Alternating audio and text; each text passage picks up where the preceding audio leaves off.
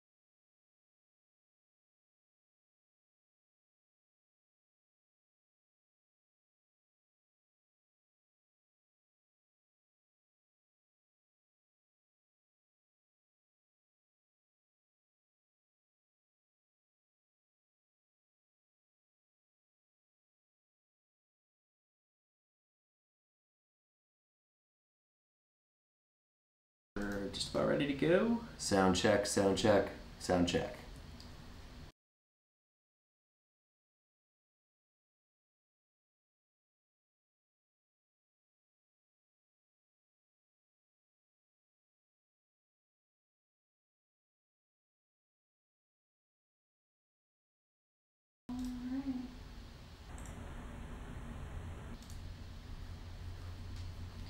Alright everybody, welcome to the second installment of our live education series for GNARBOX 1.0. Thank you for everyone who watched or joined us the last time around. This one's going to be a little bit tighter, a little bit shorter. We're just going to be covering how to use GNARBOX if you're a photographer, so we'll be looking at a few key workflows. The first one is actually going to be backing up, viewing, and culling in the field so that you can prep your files for when you get home to be organized and ready to go for whatever editor it is you use at home on your computer or desktop, laptop.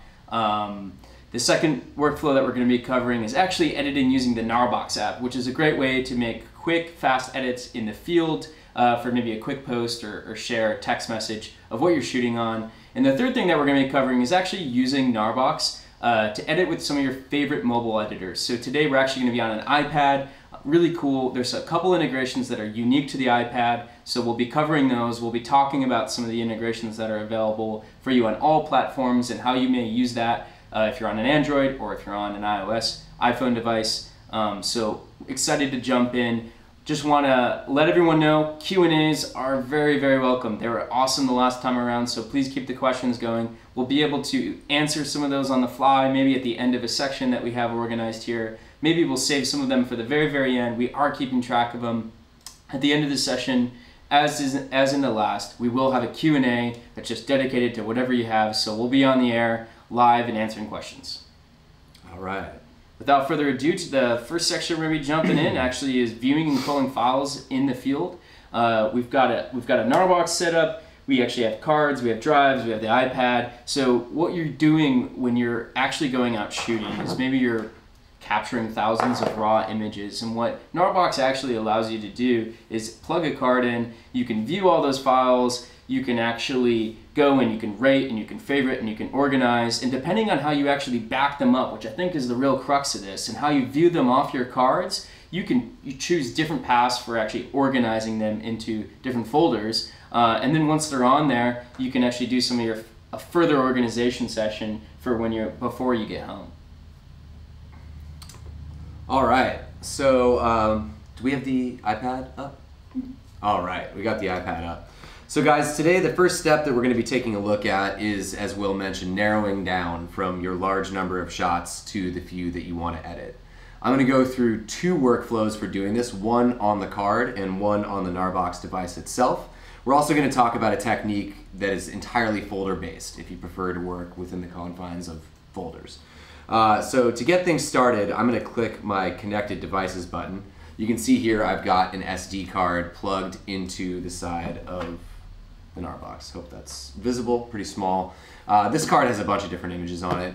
I go ahead and tap on this device. One thing to note is I've actually already let the folder tree index in. And what that means is that these thumbnails are not currently being loaded in by the system. And I actually have access to all of the files that are on this card without having things change.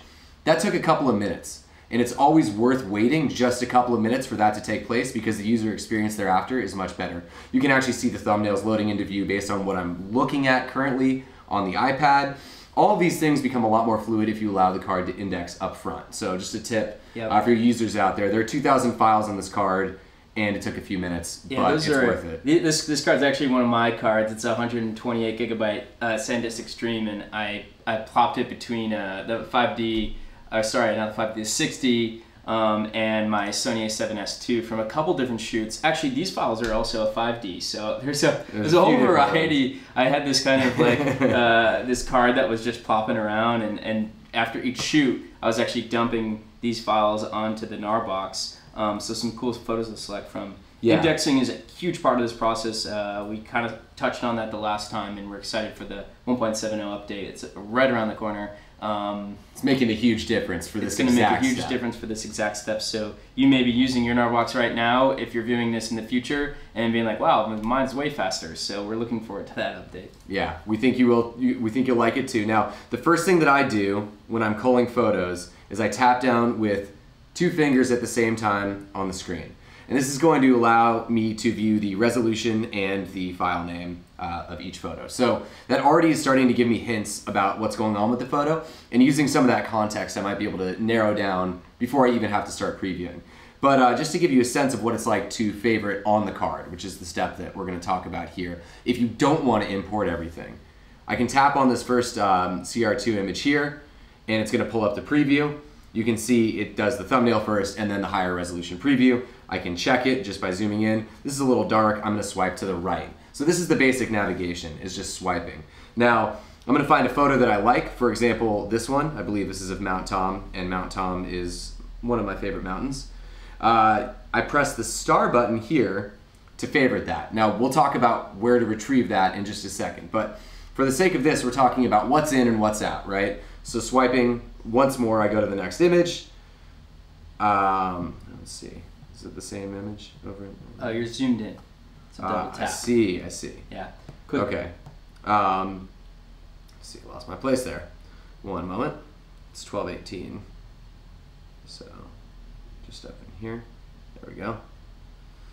All right. So from here, I'm in basically the next preview. Now what I want to show you is a technique that will actually allow you to favorite and move on without having to do 2 different gestures. So let's say that you're in the flow, you're just swiping through, you want to mark something as a favorite. I'm going to swipe up on this and that'll favorite and go to the next one. So that's just a little trick that we like to use. Now I'll show you real quick how to get those.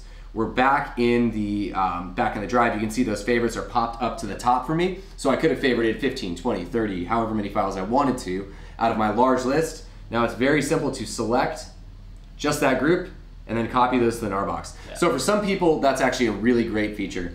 They want to save space on their box, they only want to import a few. Favoriting on the card is a really good, fast culling workflow for those of you that are looking to do that.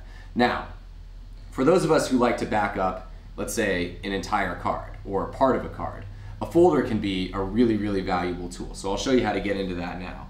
If you go back to your devices menu, and actually, sorry, I first need to switch into the list view and go into this device. I'm going to get a list of all the folders on the device. I go into DSIM.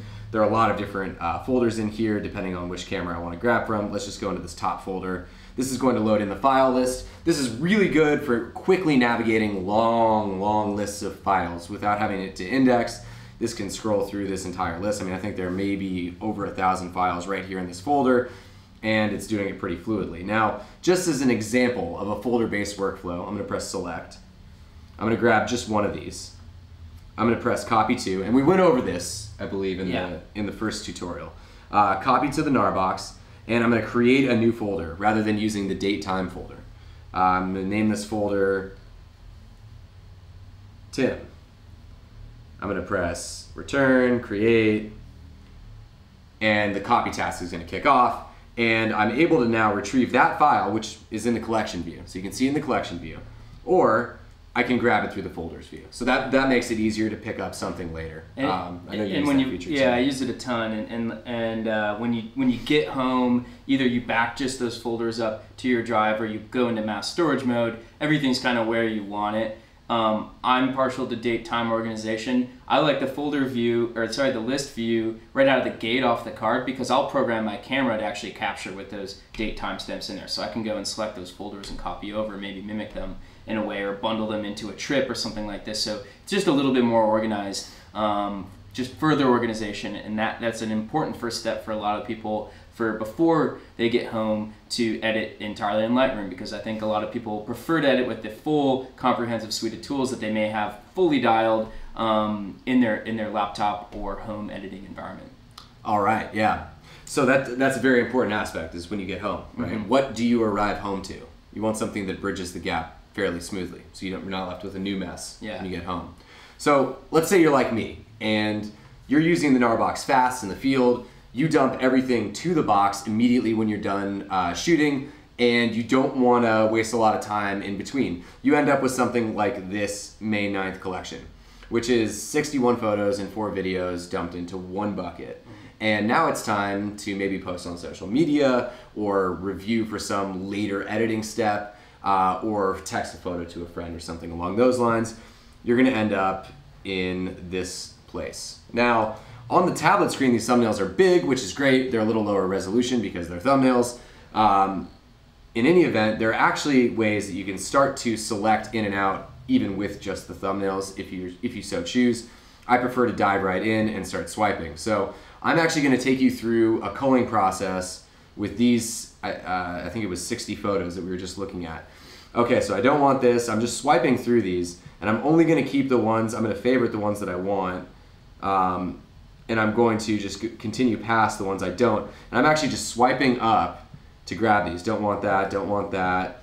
A good example here is that's in focus, but I don't want that shot. That's out of focus. I also don't want that shot. Let's say I can't really tell if this is in focus. I'm going to zoom in. Looks like Maddie's a little blurry, so I'm going to keep going. I like this one, swipe up, favorite. I like this one, swipe up, swipe up. I'm going to keep all of these, actually. It's a good sequence. Next. And I'm just panning through these, and I'm only going to have a few at the end, which is going to be really nice because we're going to go into our editing step. You can see there's a fog on the lens or something on these shots. Swipe, swipe. Okay, this one's looking pretty good. I like this one a lot. So I'll grab 2 of those just in case there's a subtle difference, but I'm just selecting in. That looks good. See if I like the framing on this one the best. This one's pretty cool. Like it. Next, next. This one has a vertical, which I might use for like an Instagram story. Next, next. Keep that one. Like that one. Next, next, next, next. And I think I'm through. Yeah, I'm through all my photos. I'm into the videos. So that was all the time that it took to go through my 60 photos. And let's see how many we have in our favorites now. Looks like we've got 12, 7, 19. Yeah. Much more manageable number. We're going to take that into our next step, which is the editing step. Do we have any questions or anything like that? Yeah, there's a couple questions. Yeah. So just a question on if you could display portrait landscape instead of all squares. For the thumbnails. And yeah, say for the thumbnail view, it's fixed as the squares. There's no dynamic imagery. I think Lightroom Mobile has a cool way where they'll actually... It's like a masonry tile. Yeah, masonry tile type. That's clever. Yeah, that's an interesting idea. Yeah, because it would give you at least the orientation of the image up front. Yeah, so you could see a little more of it, I guess, if it was landscape, you know, just depending on the cropping. So it's a good question. I think it's feedback worth noting. Yep. And then one that I think we've had on our side internally as well is whether or not we could filter between RAW and photos. And we actually didn't show the filtering in here. So RAW and JPEG was the question. Yeah. So it's definitely something that makes sense if you're shooting both, and maybe you have redundant copies of them, but also just if you're trying to sort even further before you get into editing. I think the filter options... For now, the filter options are going to be the best bet you've got. You can take the videos, the documents, the music out, and you have just your photos. Now, I understand the need to filter back and forth between RAW and JPEG, and we're absolutely looking into more filtering and searching stuff for the future. It's just not in the app right now.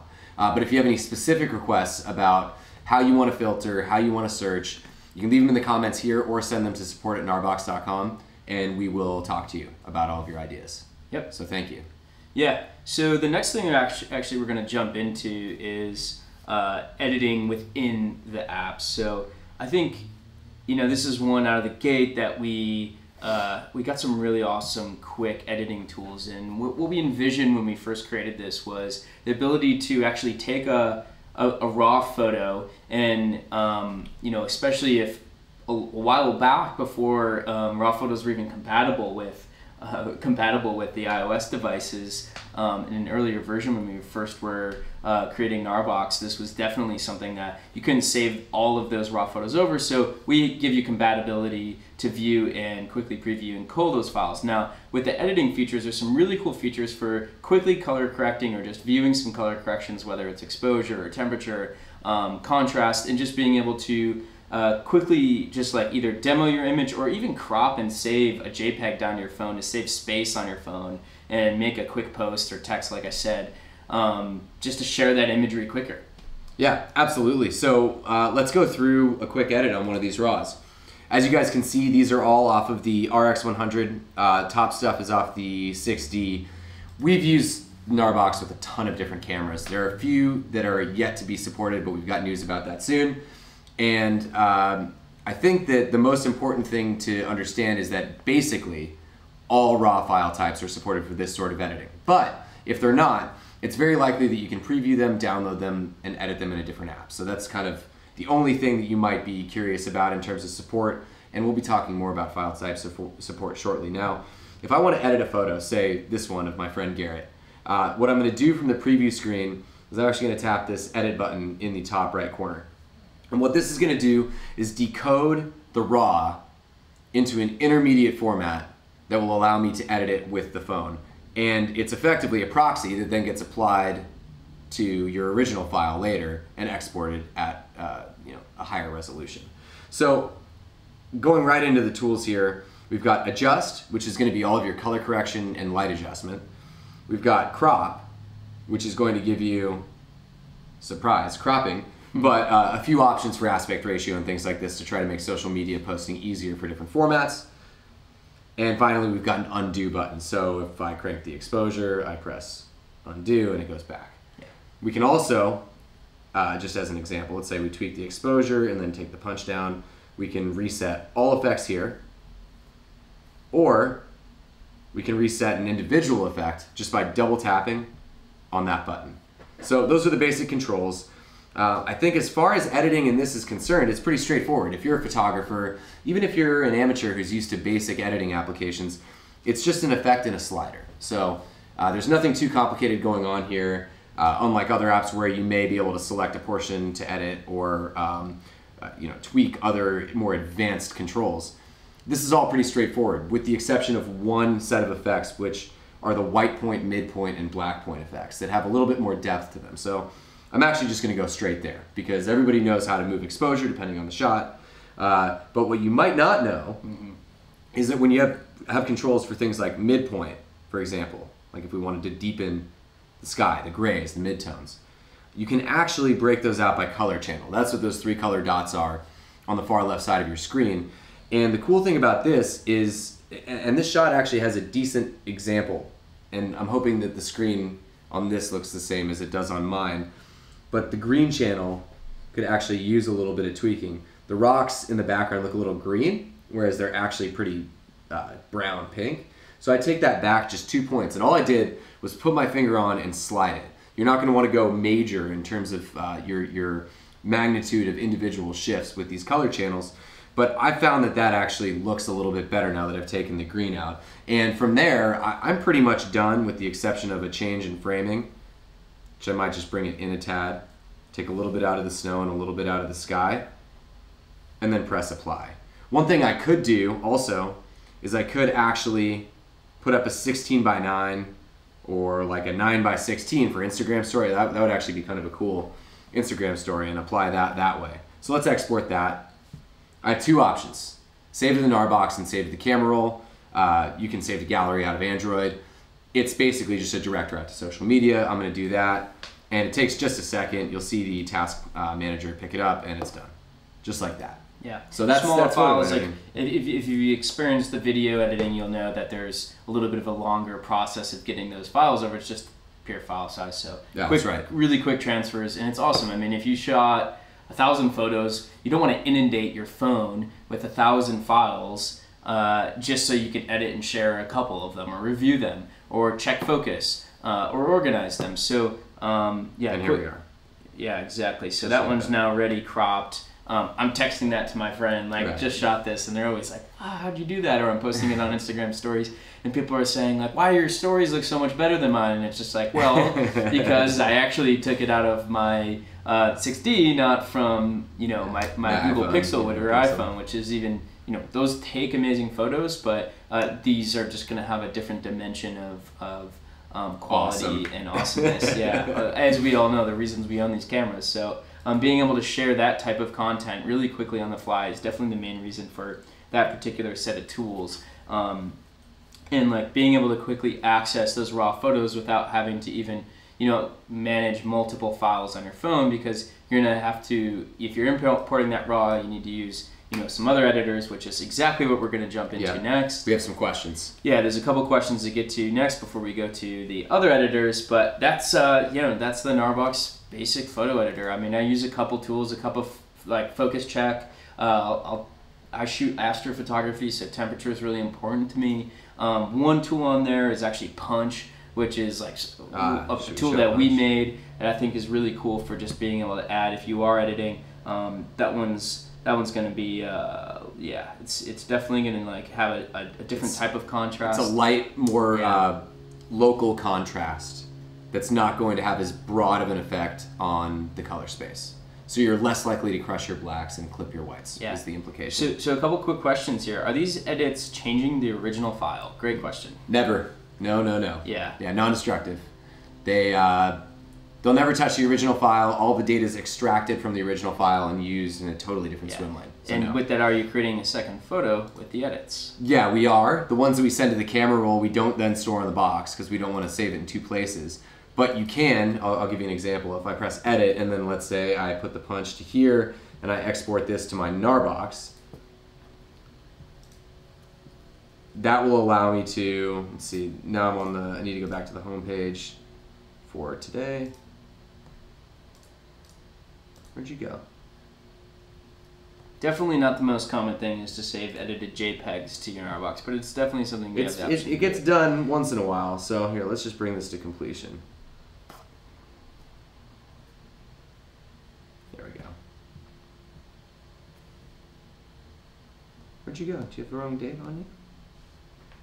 Yeah, it does. There it is. It thinks it's 2012. No, we need to reset the date on this box. In any event, you can see this JPEG file here, and I can, from the home screen, I can select and batch those into my camera roll, for example. So yeah, that's one workflow. Save it to the box first, totally. More frequent for video use though. Yeah, we'll jump right into that in a second here. Yeah. We are editing on an iPad, yes. Yes. You can use all of this with an iPhone though, or with an Android phone. I think a lot of people are, and I'd say if you have an iPad, there's a lot of reasons to use it with your GNARBOX, but definitely just having more space and viewing space for reviewing photos and videos is definitely the main advantage. to using an iPad. There's also advantages to having iOS, which is the ability to update over cellular and just other connectivity to the internet. So and also just not having to have the expense and extra weight and space of an iPad. Delicacy of it is also premium. So yeah, this is all editing on the iPad, and we're going to show you more real estate for sure. We're going to be showing you a couple integrations coming up next that are really cool, and they're unique to iPad, also on iPhone. Some of them are on Android, so we'll be getting in there. 360 photos. Do you see 360 photos and video editing soon? At some point in the future, yes. I would say until those cameras are more widely adopted, it will mostly be a backup and organization use case with the box until we've got more demand for the features. Because we get those requests, and we think that there's a lot of future built into them, but the time hasn't come where that supersedes some of the other, I guess, traditional photo and video requests that we have. So it's a little bit lower priority for us at the moment. Cool. So jumping right into the next section. So like I said, we're on the iPad, and the reason for that today is to show a couple of the cool integrations that we've developed with some awesome partners, but also just showing what happens when you use iOS 11 and the Files app to use some of your favorite editors. But first, what we're going to cover before we get going is our integration with the Adobe Lightroom Mobile team. This was a really fun partnership for us and exciting, as a lot of us are Lightroom users. I personally am, and when they launched the Lightroom, they updated from the Classic, they were updated from mobile, and they went to the Lightroom Cloud version. It was actually a really streamlined version of the application, and so we've streamlined and connected GNARBOX with that. Tim's going to run you through that. It's a really cool integration. It makes it so that you can use the tools that you're used to using, but also gives you the ability to sync files from your phone to the cloud. And that's something that I personally like, so I can always, if I don't have access to my GNARBOX card and I happen to be on another device, at least I have a couple of my selects already synced across the cloud, so I can see it on an iPad or on my computer or any of these other devices that I may happen to come across. Yeah, so again, just to restate this, the requirement for this feature is iOS 11. So you're going to need to have an iPhone or an iPad to use this. We would love to do an integration on the Android side as well. We just haven't had the opportunity to do so. As you guys know, it takes two teams to come together to do this, so their priorities are not always the same as ours. Let's just put it that way. When you're using this with Android, there are a lot of good ways to do that. Will does it all the time. We're just going to talk about a batch export to camera situation and then opening up in Lightroom that way from Android. The only problem is you cannot manage your space efficiently or as efficiently as you can with the iPhone integration or iOS integration. I think it's really cool for the workflow we showed, though, of favoriting, like being able to quickly go into favorites. And because I have as an Android user, adopted batch export to Lightroom as my main workflow for photo editing and on the go, I use favorites, and I'll just grab my favorites from, take those two photos and you can batch export them. It's really cool. And that's definitely the way to do it on this side of things too, I would say. I mean, you can use folders in the Files app, which is what we built the integration on. So if you want to build a folder and only copy some files in there, I guess that's one way to do it. But when I use the iOS integrations through the Files app, the first thing I do is favorite. So we actually took you there. It's already done. And this has, I think, 16 files? Yeah, 16 files that are ready to go. And I'm now ready to pull those into my edit workspace and start working on some edits in Lightroom. So the first thing I'm going to do is I'm going to open up the Lightroom mobile application. Now, of course, you have to be connected to the GNARBOX to do this. Just keep that in mind. So you can't just, Lightroom doesn't just magically know. It has to connect to the Wi-Fi and get the file information from the GNARBOX. So I'm in this album called GBX LR. It's our little workspace that we've put together for the sake of this demonstration. And I'm going to go ahead and show you how to import files using the Lightroom Mobile GNARBOX integration. So I'm going to press that button in the bottom right that you typically use for import. We're going to tap the Files button, and this is going to give us access to all the different file providers on iOS. Now, this part of Lightroom and of GNARBOX is a little bit out of our control. You can see kind of an odd screen popped up here that I wouldn't expect. There are a lot of bugs still in the iOS Files app, so it's a little bit inconsistent, but there are some really, really reliable workflows that you can use. So the first place I start is just resetting which device I'm looking at. So I tap GNARBOX, and now we're back into kind of the familiar workspace. So if you ever end up with weirdness like that, this browse bar on the left is your friend. I'm going to go to all favorites. That's system-wide, everything that I've marked as favorite. And you're going to see a lot of familiar shots here. Yep. These are all the ones we were just looking at in the previous app. I've got a couple of different options. The first thing I'm going to do is I'm just going to tap on one, and that's going to pull it into Lightroom. So this is going to take just a second. It's doing a little bit of a pairing between the app and the back end here. Oh, and it looks like that is the actual JPEG copy. Is it? No, it's not. Here we go. This is a RAW. You can see it's full res. The metadata is showing me 5472 by 3648. So that's a RAW. Now, if I want to get into editing here, the first thing I typically do is try to get my colors right. And everybody has a different process, but we can go right into our color effects. I might modify the temperature a bit. Let's say we do that. We add a little bit of clarity, which is nice for those rock features. The dehaze will deepen the sky. And just for the sake of being quick, let's say we're done with our edit there. You guys can go wild and crazy with the edits in Lightroom. I mean, especially on an iPad. Yeah. You can do... It's a really cool set of tools. I mean, if you have not edited in something like Lightroom on the iPad, which is different even than from your phone's version of Lightroom and your computer as well, it's actually a really cool set of tools. I've had a ton of fun experimenting with the iPad, not owning an iPad actually ever, just using our demo one, which is awesome. It's a really exciting experience. It's really hands-on. It's a different touch experience, and it has all the tools that you need pretty much to get anything done. It has more tools than GNARBOX has, and that's something that we acknowledge definitely. This is incredible software by a large company that builds awesome tools. So, you know, our goal is to integrate with whatever you're comfortable using. I've experimented with editors like Snapseed, and I know that a lot of people also use Snapseed. It's something that's free and can be used. So I recommend that one as well. There's a couple of unique tools to Snapseed that I do like. So some of the healing tools are really nice. So I recommend that one as well. Okay, so we've got our photo. Let's say we're happy with the edit. This is the advantage as a GNARBOX user that you have over everyone else when it comes to using an iPad or an iPhone to edit in Lightroom. You know, people have asked us, well, how's it different from using like the dongle, the SD card reader, or transferring wirelessly? Well, for one, things like the Sony app don't let you transfer raw photos, but we won't even talk about that. Even if you're using the dongle, you're taking up a lot of storage on your phone. And if you're like me, your phone's usually full, usually because you're taking photos and videos on it too. This is like 50% a camera and 50% a communication device for a lot of people. So if anything, I'm backing this up rather than putting more stuff on it. But in any event, your advantage is here. So you want to export this. You actually have the option to take up no space on your phone.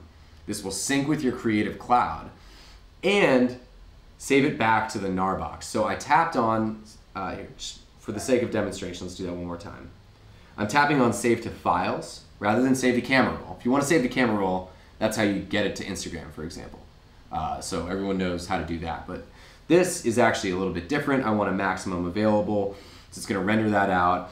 And it's going to give me the ability to save it to files. In this case, I want to go to GNARBOX. I want to go to all my files. And I want to save it, let's say, just in this GNARBOX folder and add. And that's going to save it back to my GNARBOX. So I've taken up no space on my iPad or my iPhone. I managed the edit with the GNARBOX, totally disconnected storage. And I still have the preview here, and it's synced with the Creative Cloud. So it's a pretty nice workflow for people that are looking to save time. I mean, I know that I use it for social media posts all the time, particularly ones that are going to platforms where it's a little higher resolution. And I also know that it's really nice to be able to pull up another device at home and access that file. So, Yeah, and so actually before we get out of this screen, I want to make sure we re-mention the fact that you need to be in a workspace for this, right? Oh yeah, you need to be in an album. So just you create an album, and we'll show you how to do that. Yeah, it's a unique. When they made those changes, you actually found that you need to do this, and it's a commonly asked question. We get it on support a lot. I'm having issues with it. I had the issue the first time I jumped in. Yeah, it's just a way the Files app works and. Our whole integration system. You just need to be in a workspace. Once you're in a workspace, you've created one workspace. It's an album, and once you're in there, you're able to quickly grab and pull those files off of your GNARBOX. So home page in Lightroom, if you haven't done it before, plus button, create album, and there you go. Super simple. Yeah. I have one for my GNARBOX. It's like a GNARBOX sync album. Yeah.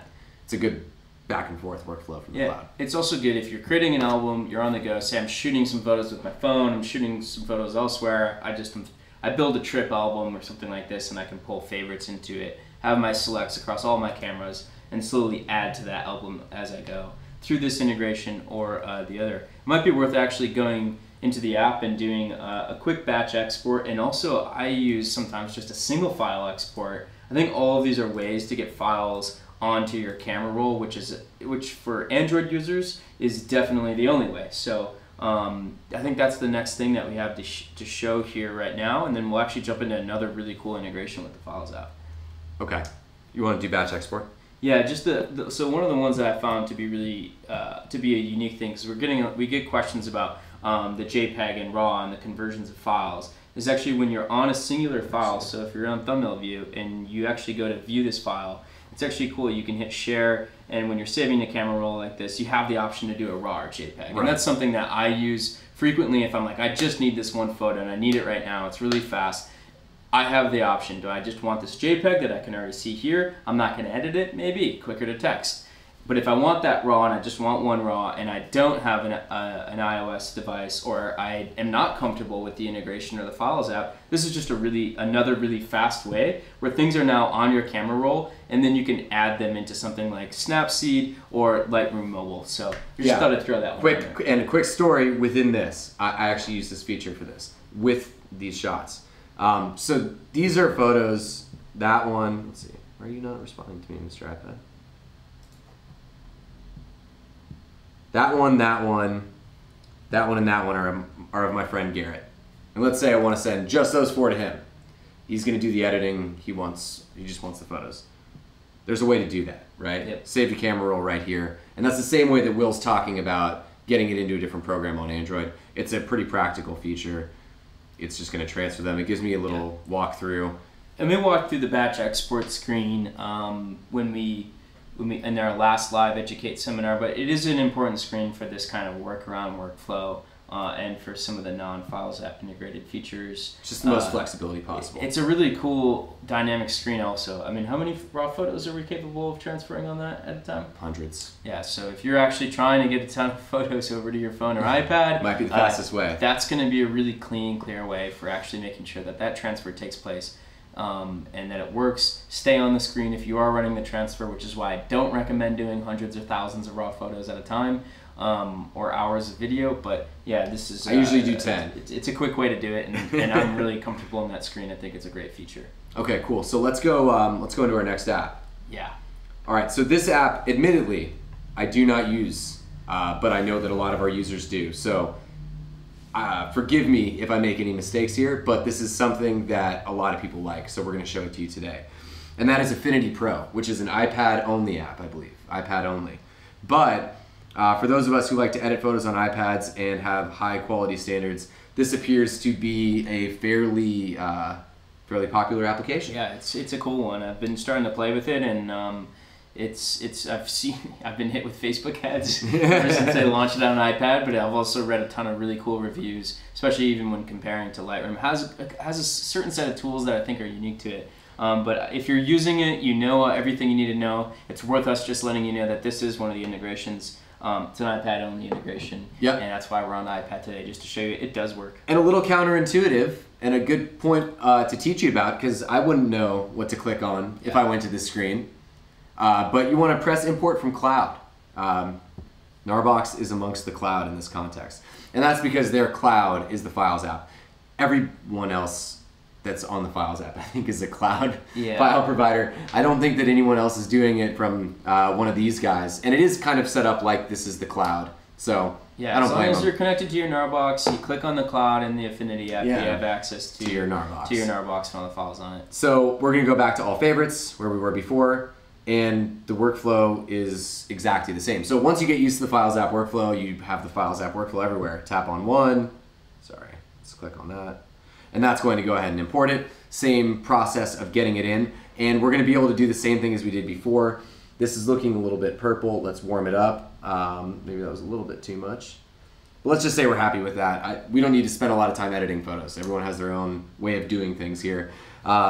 And I'm definitely not the most well-versed, but I can already see histograms and a lot of other really cool tools here on the left side. Yeah, there's a lot to use in learn here. Affinity. It's I cool. think so too. And you can see, we didn't see it in Lightroom, but you can see here the raw tag at the very top. I think in all the metadata stream. Let's see. There's some cool stuff. Is the zooming seems to be as good as it is in Lightroom. This seems pretty awesome. Okay. It's really cool. So if you're an Affinity user, you should start using GNARBOX with it. It's really a cool way to get the files in there. Yeah, and just like with Lightroom, you can save it back to your box. Yeah. So same workflow through the Files app. A few things to get through. That's pretty much the three. Those are the three main workflows. I mean, we've talked to, I'd say, more photographers than even when we expected when we first made GNARBOX and put it out into the world.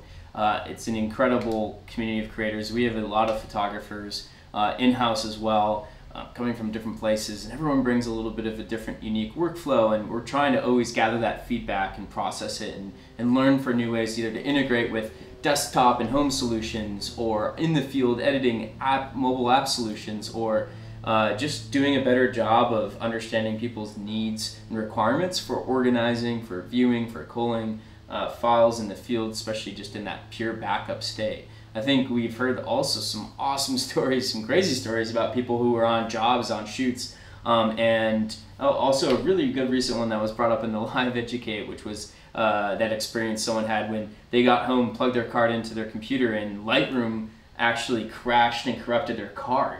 And they lost all the files off the card, but thank God they had everything already backed up on the GNARBOX. So always a friendly reminder to start your backups in the field. It's super important for even your editing experience, because you might not be able to edit your files if you don't have them. And if you want to start editing in the field, we definitely love the Lightroom mobile app. We've built an integration for it. It's really cool. The Snapseed works pretty well through the Files app as well. It's actually one we didn't show, but is actually pretty cool. So check that out. A few more points to get on. We have some questions, but also a couple key points that we just want to cover, just so you know. Supported file types. Yep. We touched this one. It always comes up. There's new cameras coming out all the time. The Sony a7R3 just came out, and I think I'm trying to wrangle some sample files. It'd be nice to wrangle a camera, but we'll do some sample files for now. But there's always new cameras coming out. How do we keep up? How do we keep up with that? How do we continue to support? And also, what does that mean for our app and for the integrations that we just talked about? Well, those are all good questions. So most of the companies that we talked about in the context of our integration, particularly Adobe in this case, Google in the case of Snapseed, they've got hundreds and hundreds of engineers, so they can be faster when a new camera comes out. So a new file type emerges, right? Let's say it's the A7R3, right? It's a good example.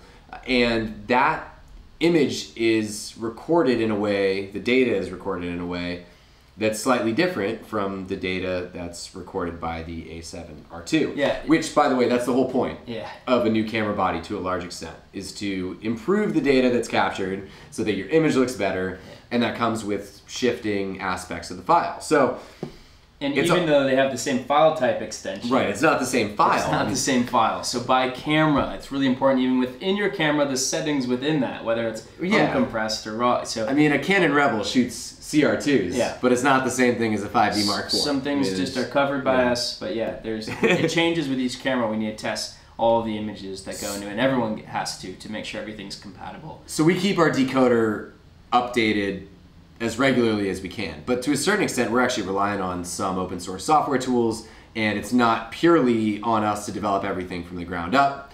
If you're Adobe, again, you have a lot of people that you can throw at this sort of problem. If you're GNARBOX, you've got 11 engineers total. So things don't happen quite as fast on the raw decoder side as they do for Adobe. And that's why we've got really good preview workflows and third-party app support, so that when things are shifting and you have a new camera, you don't get burned for that, because that's the last thing that we want.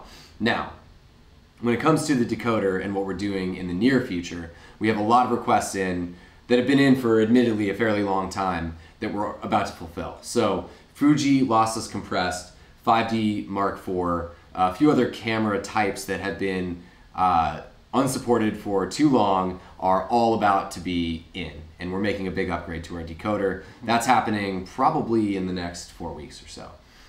We've got the code getting written, proof of concept is done, it's within our power. So a lot of those unsupported file types are going to be supported very soon, but if you want to check, go to help.gnarbox.com, as Will mentioned, and you'll be able to see all of the supported and unsupported formats. Yeah, a few more things on that. It's just because a new camera comes out doesn't mean it doesn't work with us. A lot of times they don't change a lot. It just works in the decoder the way the previous version of that camera did. But other times there's changes to the compression. Maybe something's changed on their end in the code. So sensor technology. Exactly. I mean, there's a lot of things. So as different parts of the camera line may evolve, or a company's new camera lines may evolve, they borrow stuff from the past. Maybe they invent something entirely new. So sometimes we find there's incompatibilities, like for example the 5D Mark IV versus 3, but sometimes we don't, like the A7R3 the 2 versus 1 kind of experiences. We found it to just kind of be compatible and consistent version over version.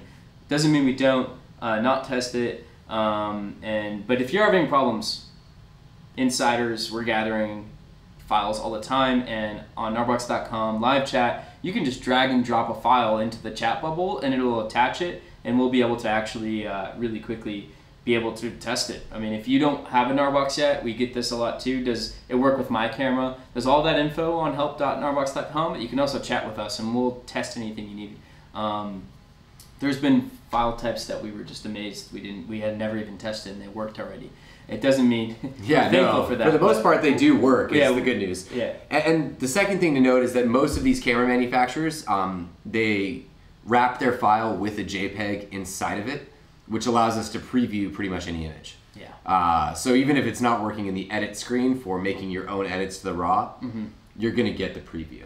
Yeah. So you can sort through those. And I know a lot of people with 5D Mark IVs are doing that as well with the box. Yeah. That JPEG goes a long way. And I think unique, probably, we put processing power in here and we put our own decoder in here so that even if it doesn't have that embedded JPEG, that we can create a preview for you. So we're trying to cover all the bases out there. Yeah. Not everyone does. I know some of the competition hasn't, and some of the other products I've seen are supporting whatever only has embedded JPEGs. So most cameras do, just how it is, but not every. So worth noting. Yeah, and also noteworthy is that a lot of competitive products actually use the embedded JPEG as the original when they send them to your phone. So you don't want that.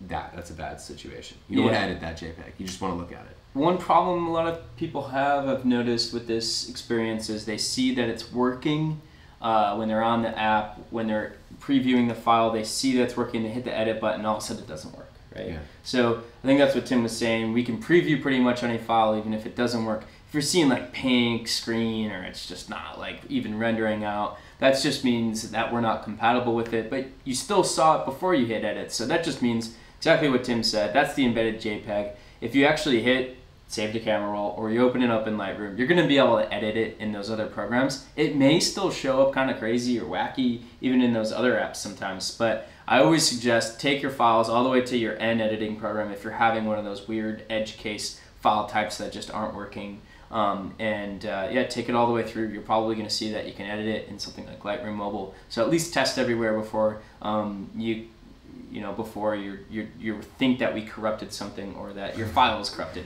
It's the last thing we want you to think. It's usually not the case, and if it did, it probably could have happened somewhere else before it got to your GNARBOX. But just a few words of wisdom. We're going to open it up for questions unless if there's anything else to add. That pretty much covers our agenda for the day. We have another live event scheduled for Wednesday of this week. We're going to be jumping into some of the video editing.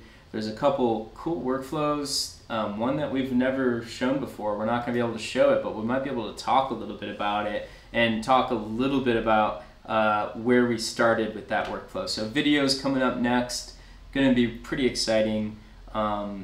Any questions that we have? I see there's one about DNG raw photo from an Apple and Android cell phone using the Adobe Lightroom.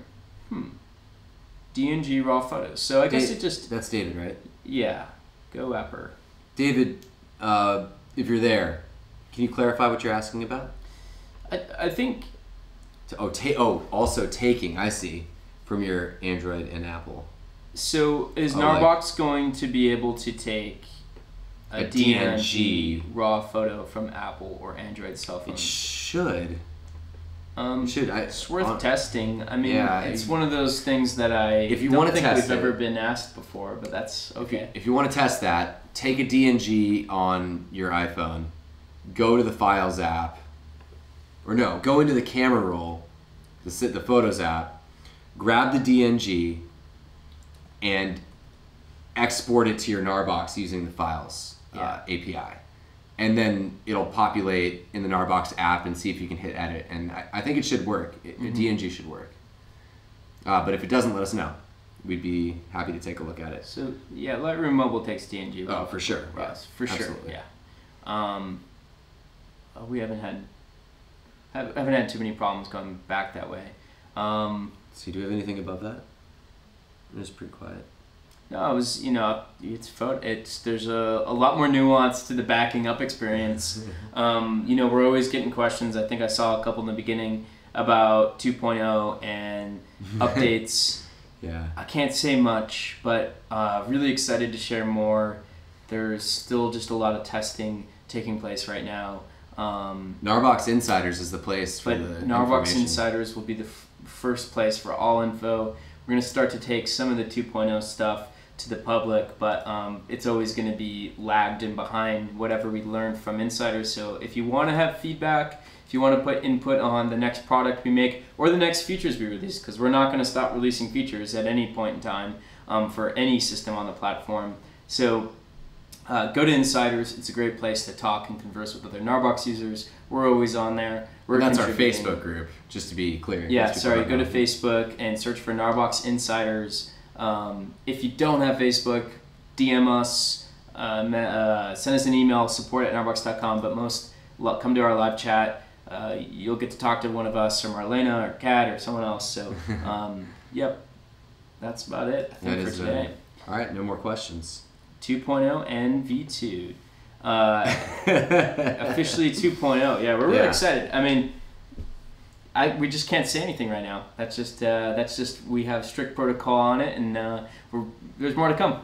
Yeah, we've been sworn to secrecy temporarily, but there's more info coming soon. Yeah, but thanks for joining these chats. Thanks for keeping it lively, and keep the questions and support questions coming online to us. It helps us actually build out our knowledge set for what we're actually needing to cover. Hope you find these valuable. Join us on the next one. This will be staying live on our YouTube page for as long as we can see, and we'll be sure to comb those comments as well if you have more questions regarding Lightroom or any of the future integrations, or if you want some other integrations, share them with us. We'll look into it. We'll see what we can make work. We do that all the time. It's fun for us to experiment. Yeah, thank you and have a great day. See you on Wednesday.